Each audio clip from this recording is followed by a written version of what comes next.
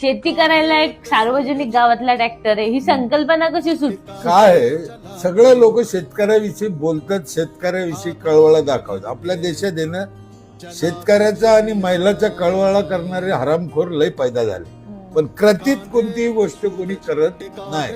आज मी खेड्यात महिलाला एवढा त्रास दिला जातो की त्याचा काही अंदाज नाही, आणि शेतकऱ्याला पण एवढं छळल्या जाते. छळलं म्हणतो मी, छळ येतो एक प्रकारे, कारण जाणून बुजून तुम्ही त्रास देणं हा छळच असतो. सरकार असो की कोणी असो, शेतकऱ्याच्या बाबतीत कोणी विचार करत नाही. तर आम्ही विचार केला का आपली पंचायत म्हणून आपण काही करता येतं का, म्हणून आम्ही एक ट्रॅक्टर घेतला आणि त्याला 25% सबसिडी शेतकऱ्याला नगदी शेती करताना त्याला सबसिडी द्यावा हा विचार आला, आणि आम्ही तो चालू केला. 10-15 लाख रुपयाचे त्याला पण शासकीय अधिकाऱ्यांनी आम्हाला मदत केली. मला 5 लाख रुपये त्याच्यासाठी सबसिडी पण सरकारने दिली, 5 लाख सबसिडी